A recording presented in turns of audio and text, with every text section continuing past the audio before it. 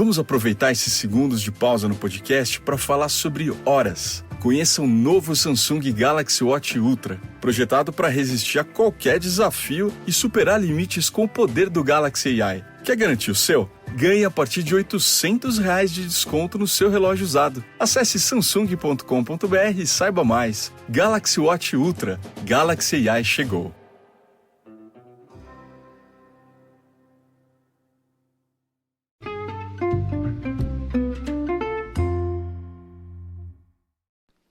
Hi, everybody, and welcome to the Dr. Psych Mom Show. Today, I'm going to be talking about a different kind of topic, something that I call COVID codependence and the impact that I've seen of the pandemic and the isolation that, many couples had to do, the impact of that on their marriages. And before that, I'll tell you to subscribe. Most recent subscriber episode was on high libido versus sex positive, which some people conflate, and it's not. They are not the same. All right, so moving on. What I saw in the pandemic was that, people talked about huge spikes in divorce afterwards. I didn't really see huge spikes in divorce afterwards. And I do not actually think that the data bear out that there were huge spikes in divorce afterwards.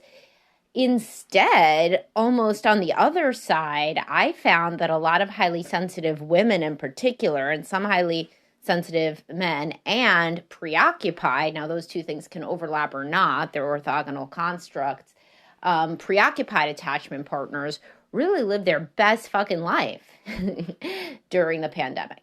Why, you may say? I mean, with the exception of the children being at home, which was, pretty tough and stressful for many, unless they had already been homeschooling. It was because, you have to balance your work and they're there like all the time. You don't get a break from them, etc. And they don't see any friends. So you have to act like the friends and, a million reasons. I certainly don't have to go into why it was difficult to parent in the pandemic. But for many couples, it got rid of a lot of extraneous external variables, such as extended family, such as friends, such as hobbies, such as work outside the home. So many people got into this preoccupied attachment cocoon where they got pretty enmeshed with each other. And sometimes the avoidant partner hated it, but they still had to do it. So besides outdoor socializing, which, is only possible sometimes in warmer weather, a lot of people didn't really see friends, didn't really see extended family. If they did see, for example, let's say that there's a woman, she doesn't like her in-laws, right? So this was a very common situation. During the pandemic, the in-laws couldn't really see the kids. So on the one hand, yeah, that's sad for them. On the other hand, it makes it a hell of a lot easier for you because you didn't get along with them anyway. And so then when the pandemic ended and people were restarting their previous routines, with the guy going to work or the woman going to work, or, most of what I saw truly is the guy got to stay home but then had to go back to work, and that upset the woman because, as I've said over and over, there's more preoccupied attachment women and more avoidant men, although it may be equal of who listens to this podcast because preoccupied attachment, people of both genders listen to relationship stuff, as I've discussed. So basically, he wasn't seeing his parents. He wasn't seeing his friends. He wasn't going to work. He wasn't even working out except for a run or something like that because he wasn't going to the gym very much. He couldn't do CrossFit. He couldn't do whatever he does. He couldn't get together for, golf trips or fishing trips or whatever. And now... and then after the pandemic, all that stuff started back up. So for her, she had him around all the time, and that was very, very reassuring. And then everybody else came back in, and since she had not been in the zone to deal with it for a while, she's even worse about dealing with it now. Now, some preoccupied attachment men were the same, with the woman having girls' nights out or socializing or potentially going to her place of business or seeing her parents or whatever the case may be. He got used to it being just the two of them, and then it turned into, back to how it was originally. So this codependence then there's another aspect to it, which is in line with what I said in my podcast, young working men are condescended to like stay-at-home moms used to be, where because the guy was working from home, even if she was a stay-at-home mom, he started to do like everything all day and in between calls and like all of this stuff. It used to be that he would go to work and she would basically take care of the home. And then when he came home, then they would split everything. But instead, it turned into like he was actually doing more in a lot of cases than her because he was splitting everything basically all day and having a full-time job. So, of course, like mathematically, that doesn't work out, right? For one person to work, one person not, and then also them to split everything right down the middle. And a lot of guys got interrupted during their work calls a lot. So the way that women say that kids interrupt their work calls, which, I mean, unless they're real little, you could certainly train them not to do this. This is like that thing where like people say they interrupt them in the bathroom. All you have to do is extinguish that behavior. Like literally never respond ever. Because that's what your partner is doing, which is why they don't go to him, right? So kids can learn to leave people alone on work calls if they don't go on extensively. Obviously, they got to eat. They got to, if they're very little, they need supervision. But if they're older, they can stay quite a while, by themselves. Certainly the hour of a work call, right? Or like the 15 minutes of a shower. But anyway, that's the women in these cases, or the preoccupied attachment man. But again, most often I saw this with women because they were the stay-at-home parent without a job more frequently. And they're also more often preoccupied attachment. They would be interrupting the guy during his work calls, like the kids do to the woman. She would do it to the guy. Or like tell him that he had to know exactly his work calls in advance because she's planning all these things in the day around him. And now they're eating lunch together and they're going to do this together and do that together. All this stuff that makes it nearly impossible to carry on a job. So this was a super stressful time for a lot of people who were trying to balance a preoccupied attachment partner who was getting increasingly codependent and increasingly unable to do anything themselves and their own boundaries with their job, right? And even to the point of afterwards, a lot of people did not want the partner to go back to work, of course, because they got really used to this, and there were a lot of fights about how the person could stay home. Now, this isn't so that he could necessarily balance all the things that he was balancing. It turned in, I mean, that too, but it turned into almost an intolerance of aloneness that went beyond that. Almost an inability to be alone. And I'm the first to say that people are not meant to be alone. And that extended family used to play a role in allowing people to be happier in their marriage because they didn't have every single need wasn't met by one person, the spouse. So, your mother came over and helped with the kids, or your sister did, or, you lived on the same block with your family, your kids could go over there, whatever. And then you could have friends outside of that and this and that. Now it's all like the partner. And during the pandemic, it most certainly was the partner, only the partner. So people who are more extroverted and more securely attached, they put their in-laws and their parents into their bubble more frequently. Whereas the people who were never really comfortable with and preferred that the family not be around did not put them in the bubble. They wanted only to put themselves in the bubble, and they didn't do it maliciously, and they thought that they had good reasons. And, about your mom, she likes to go on cruises and we can never count on her to isolate correctly. Right? But what is that really on a subconscious level means I want us only to be alone in our nuclear family.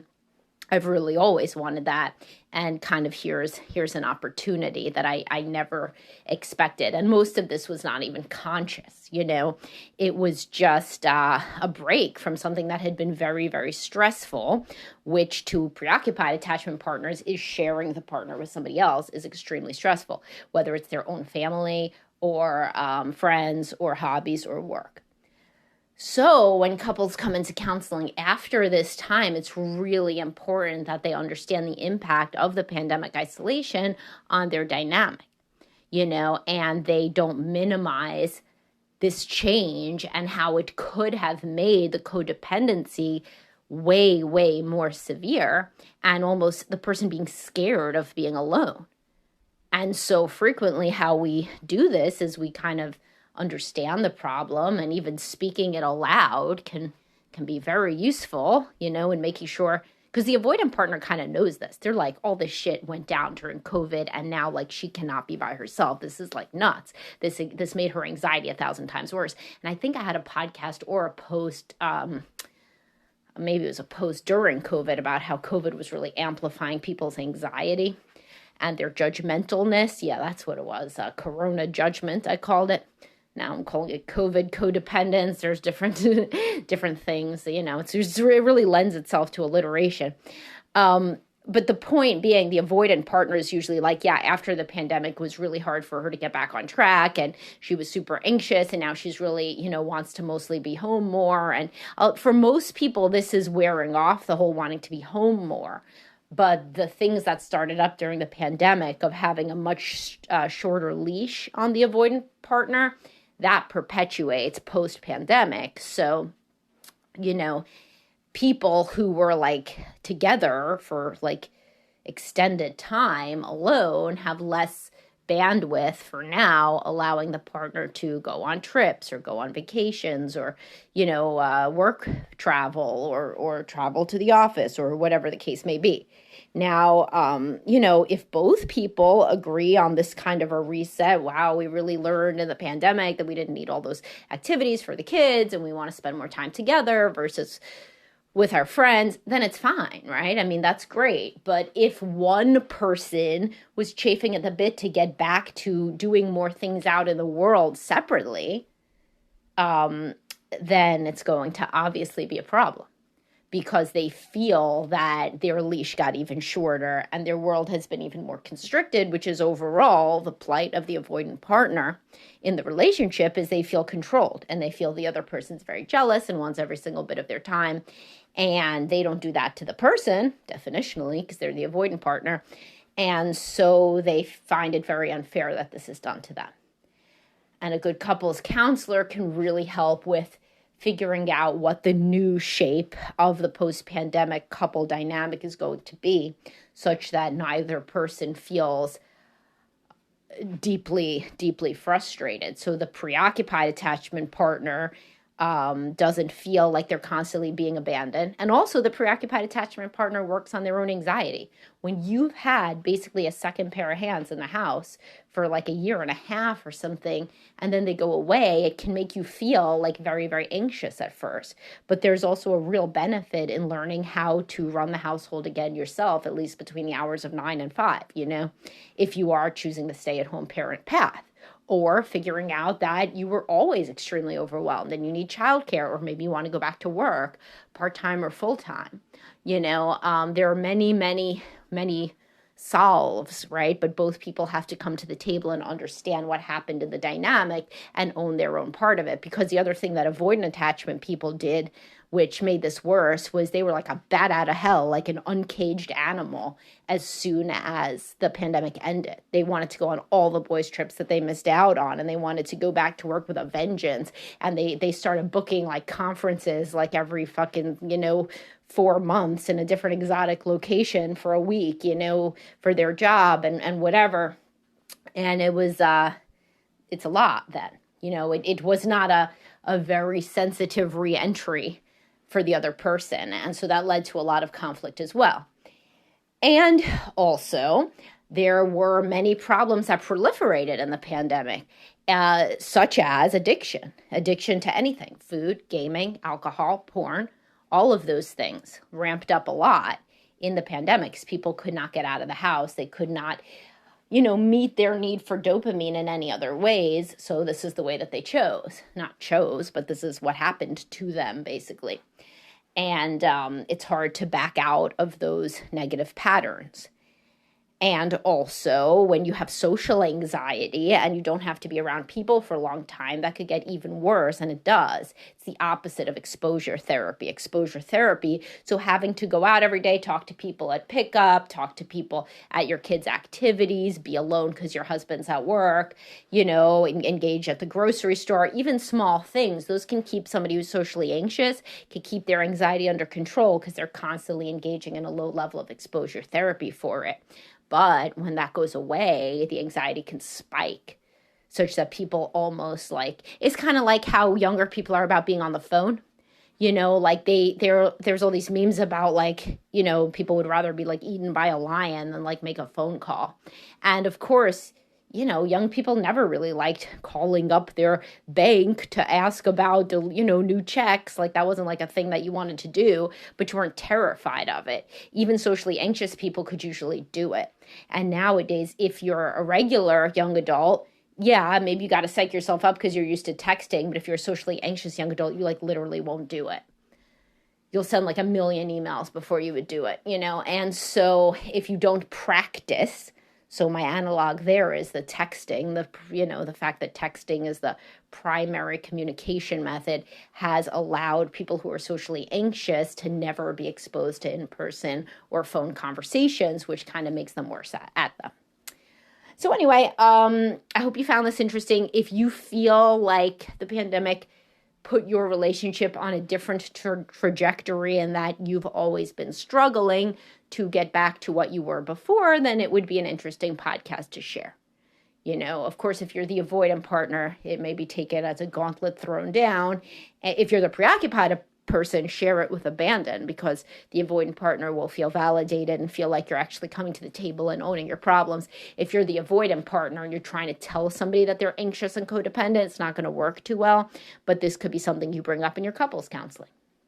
And all the time, whenever I do my lives, by the way, on Facebook or whatever, people ask me, how do you get your partner to go to couples counseling? I have 2 podcasts on that. How to convince your partner to go to couples counseling, and more ways to convince your partner to go to couples counseling.